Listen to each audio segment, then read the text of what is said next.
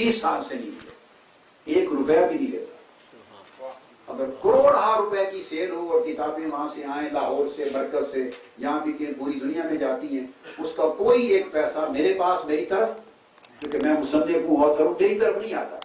मैंने हर चीज वक्फ फी सबीलिल्लाह, हुजूर की उम्मत के लिए वक्फ की हूँ। मैं ये सब कुछ आकर इस्लाम की नौकरी में करता हूँ।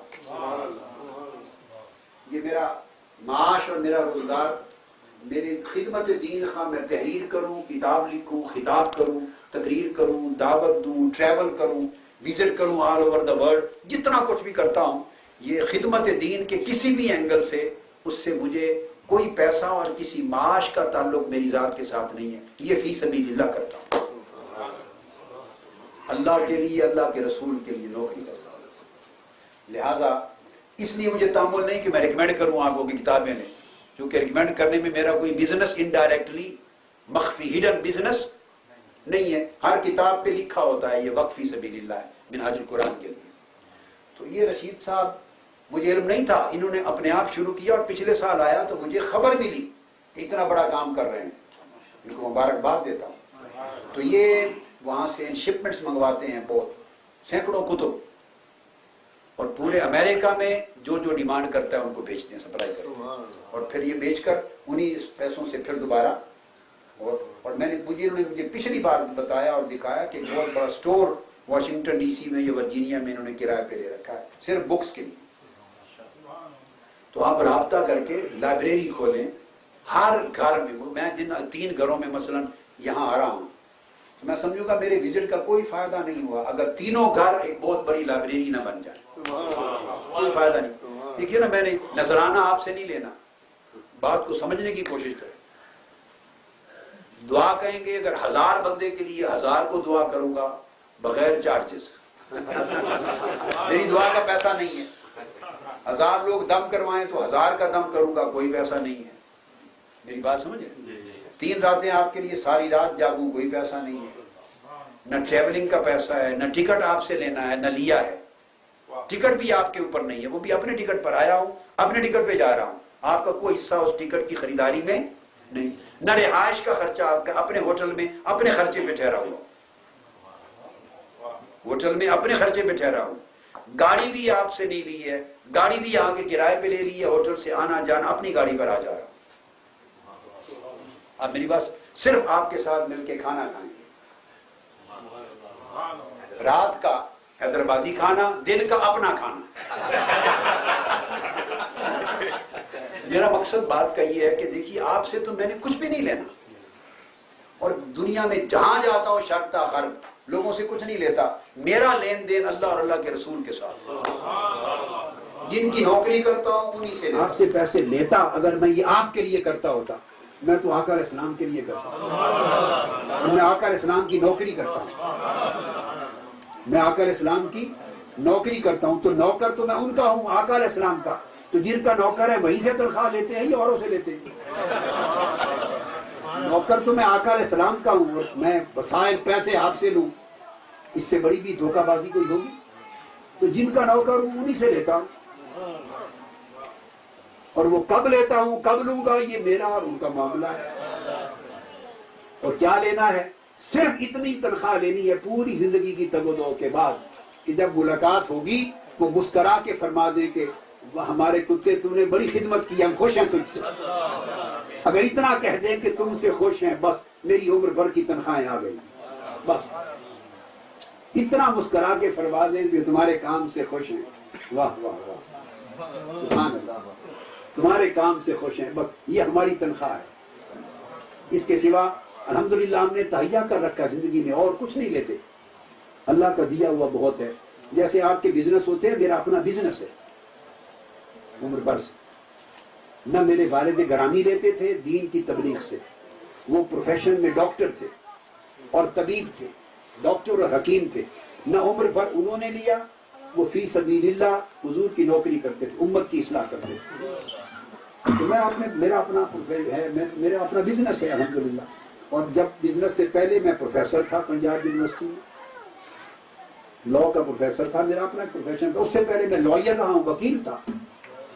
तो मेरे अपने जराए रहे, फिर वो वकालत छोड़ दी हुजूर की इस नौकरी के लिए, फिर प्रोफेसरशिप छोड़ दी इसके लिए, फिर यूनिवर्सिटी बनाई, फिर इदारे बनाए, फिर पूरी दुनिया में तहरीक मिन्हाजुल कुरान कायम की। तो जब आका अलैहिस्सलाम की नौकरी में एक नौकर होल टाइम नौकर हो जाए तो दूसरे काम नहीं कर सकता। तो भाई जिनके रात दिन उम्र भर के नौकर हैं, मरते दम तक जिनके नौकर हैं, उन्हीं से लेके लोगों से क्या लेना। इसलिए बाज अमल से गलतफहमी हो जाती है। याद रख लें, मैं आपको सबके सामने कह रहा हूँ, सैयद गियासुद्दीन साहब का कोई कसूर नहीं, मैं इनसे खुश हूँ, इनके काम से खुश हूँ। मैं आप सबको गवाह बना के कह रहा हूँ, कोई कसूर किसी का नहीं, किसी का कोई कसूर नहीं। मगर हमारा कल्चर है कि लोग अकीदत मोहब्बत में आ रहे हैं तो खर्चे होंगे तो बाज़ करते हैं, हमेशा करते हैं, हर जगह करते हैं। सिर्फ मैंने बताया ये अमल हमारे यहाँ सिर्फ नहीं, बस ये हमारा कोई खर्चा नहीं, हमारा कोई खर्चा नहीं। फकीराना आए सदा कर चले, मियाँ खुश रहो हम दुआ कर चले। आका अलैहिस्सलाम जो देते हैं हम कोशिश करते हैं वही आप तक पहुंचा दें। हम आका से जो अता होता है वो आपको बांटते हैं, लेते नहीं। 1980 के एंड में, 1980 के एंड में मैंने अपने हाथ से मिन्हाजुल कुरान का पहला कॉन्स्टिट्यूशन लिखा और 1981 में एग्जेक्टिव बनाई और फर्स्ट शूरा ऑफ मिन्हाजुल कुरान 1981, आज से 31 साल पहले first draft I prepare constitution. उस पहले ड्राफ्ट में ही मैंने लिखा अपने लिए कि मैं मिन्हाजुल कुरान के किसी अकाउंट में कभी न सिग्नेचरी होगा, न लेने में न देने में। फर्स्ट ड्राफ्ट आवर फर्स्ट, वो दिन और आज का दिन 32वां साल मिन्हाजुल कुरान को मैं और मेरी फैमिली, हसन भाई, हुसैन भाई समेत मेरी फैमिली, दुनिया में किसी अकाउंट के अंदर जो मिन्हाजुल कुरान का अकाउंट है, ये पाकिस्तान अवामी तहरीक है, ये मिन्हाजुल कुरान वेलफेयर है, ये मिन्हाजुल कुरान एजुकेशन सोसाइटी है, ये मिन्हाज यूनिवर्सिटी है, कोई भी अकाउंट दुनिया भर में, पाकिस्तान के अंदर या पाकिस्तान के ऑल ओवर द वर्ल्ड, किसी एक अकाउंट में मैं और मेरा खानदान का एक फर्द भी सिग्नेटरी भी नहीं हुआ कभी 32 साल। मैं अगर कोई चेक साइन कर दूं मिन्हाजुल कुरान का तो 5 रुपए भी नहीं निकल सकते और बैंक वाला आपको थप्पड़ मार के भगा देगा। उसने कहा ये किसके साइन है, ये तो सिग्नेटरी नहीं है। तो करीबी न थे, हकीकत से वाकिफ न थे, ताल्लुकात की नौइयत से आगाह न थे, या उनकी निगाहों में उनका अपना किरदार था कि वो जब भी उमरा से, अहले सरवत से, मालदार लोगों से ताल्लुक रखते हैं तो माल कमाने के लिए रखते हैं, झोलियां और जेबें भरने के लिए रखते हैं, अपने माली मफाद के लिए रखते हैं, अपने इदारों की माली मुआवनत के लिए रखते हैं। जो जमातें, इदारे इस किस्म की सोच और अमल रखने वाली हैं वो यही समझते रहे कि ये कादरी साहब का इदारा मिन्हाजुल कुरान, इनकी तहरीक को जो कुछ मिल रहा है, सेक्रेटेरिएट तामीर हो रहा है, लाखों करोड़ों रुपए लग रहे हैं, कादरी साहब दुनिया भर के दौरे कर रहे हैं, कादरी साहब का मकान बन रहा है, ये हो रहा है, फलां हो रहा है, वो बदकीमत लोग यही कहते रहे, ताने देते रहे कि शायद सब कुछ इत्तेफाक ब्रदर्स के घर से आ रहा है। जबकि मैंने आपको कह दिया अल्लाह के घर में मियां साहब मौजूद हैं, पूरी फैमिली मौजूद है। मैं हर चीज छुपाऊंगा नहीं, सब कुछ खोल के आपके सामने रख दूंगा। अगली बातें भी, एक टेडी पैसा और 1 रुपए की भी मुआवनत और सदका या अतिया या डोनेशन 7 साल के पूरे अरसे में इस फैमिली से इदारा ने हजर कुरान के लिए नहीं लिया। 1 रुपए तक का भी अतिया नहीं लिया आज के दिन तक। न कैश में कोई सूरत ली, न काइंज में ली, न सीमेंट लिया, न गर्डर लिया, न सरिया लिया, कोई चीज बतौर अतिया डोनेशन के नहीं। गर्डर सरिया अगर लिया तामीर के दौरान तो कीमतन नकद पैसे देकर खरीदा, मगर ताने सुनते रहे, सब सुनते रहे कि ये सब कुछ मियां साहब और नवाज शरीफ साहब और इत्तेफाक ब्रदर्स की तरफ से पैसे आ रहे हैं।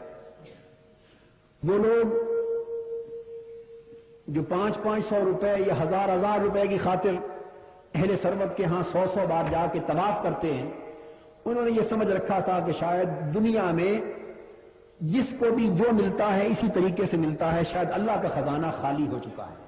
معاذ اللہ، استغفر اللہ العظیم۔ میں میاں صاحب کی ذات کی بات نہیں کر رہا، میں پوری فیملی کی بات کر رہا ہوں، ذات کی بات نہیں کر رہا۔ انہیں اتفاق بردرز اور اپنے مابین۔ ہاں، میں اس سے پہلے ایک بات واضح کر دوں، ایک بات رہ گئی، بڑی امپورٹنٹ بات۔ یہ تو تھا ایک پہلو کہ کوئی سیاسی لالچ انہیں نہ ہم سے تھا اور نہ کوئی مالی لالچ ہمیں ان سے تھا، مگر دو ایک معاملات ہمارے اور ان کے مابین ہوئے، میں وہ چھپانا نہیں چاہتا، میں چاہتا ہوں کہ ہر چیز سے آپ لوگ آگاہ ہو جائیں۔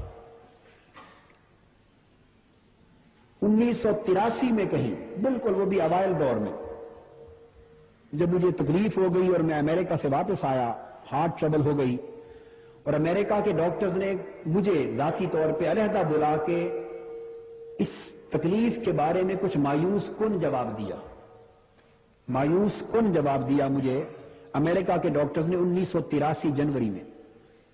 میں اس بات کو دل میں لے کے واپس آ گیا۔ اس کے بعد واپس آ کے میں نے کچھ زندگی کی اور اپنے بچوں کے لیے فیوچر پلاننگ کا سوچنا شروع کیا، کیونکہ ڈاکٹرز نے کوئی بات ایسی مجھ سے کہہ دی تھی اپنی طبی تحقیق کی روشنی میں کہ اس کے بعد میرے لیے از روئے شرع فرض تھا کہ معلوم نہیں زندگی کتنی دن اللہ کے ہاں سے اس کا امر ہے، تو میں تھوڑے ہی عرصے میں اپنے ہوتے ہوئے اپنے بچوں کے سر پہ کم سے کم رہنے کے لیے چھت مہیا کر کے اس حال میں تو جاؤں کہ میں اگر دنیا سے بالفرض رخصت بھی ہو جاؤں تو بچے یتیمی کی حالت میں اس طرح تو میری قبر کو نہ دیکھیں کہ ہمارے والد ہمیں بے سہارا چھوڑ گئے۔ تو میں نے آ کے اپنی پنجاب یونیورسٹی لاء کالج کی سروس سے استعفیٰ دے دیا اور نئی پلاننگ کی، اور میں نے اپنے جنگ کی جائیداد اور مکانات وغیرہ بھی بیچ دیے، لاہور میں اپنا مکان بنانے کے لیے اور بزنس اپنا ذاتی اسٹیبلش کرنے کے لیے۔ اپنے مکانات، اپنی جائیداد جنگ کی بیچ دی، گھر میں جو زیورات تھے اپنے وہ سارے بیچ ڈالے، جتنا فنڈ ریز ہو سکتا تھا۔ پھر بعض جگہوں سے چھوٹے چھوٹے قرض جو مجھے ملے وہ بھی اٹھائے، اور چند لاکھ روپے کا ایک میجر بڑا قرض میں نے میاں صاحب سے مگر قرض کے طور پہ، ادھار کے طور پہ لیا، اس وعدہ پر کہ میں اس شرط اور وعدے پر یہ قرض لیتا ہوں کہ اس کی پائی آپ کو واپس ادا کر دوں گا، اور واپسی ادائیگی کے موقع پر آپ ایک پائی کی بھی کمی کے لیے مجھے نہیں کہیں گے، جتنا قرض لے رہا ہوں اتنا ہی لوٹانا ہوگا اور آپ واپس لیں گے۔ تو میں نے مختلف جگہوں سے قرض لیے، ان میں سے میجر اماؤنٹ قرض کی ان سے لی، یہ میرا ان کا ایک معاملہ ہوا، مگر وہ قرض تھا اللہ پاک کے فضل و کرم سے، اس کی میں نے منصوبہ بندی کی کہ 3-4 سال کے عرصے یا 5 سال کے عرصے، پورے عرصے میں سارے قرض اتر جائیں۔ یہ مکان بیچے، زیور بیچے، مختلف قرض لیے، فنڈ ریزنگ کی، اس پیسوں سے مکان خریدا سمن آباد میں جہاں میری رہائش تھی، اور کچھ پیسے بزنس میں انویسٹ کیے، اور بزنس سے آنے والی انکم سے آدھے خرچے پیسوں سے گھر کا خرچ چلانے لگا، اور آدھی انکم میاں صاحب کو قرض کی ماہانہ قسط کے طور پہ واپس ادا کرنے لگا۔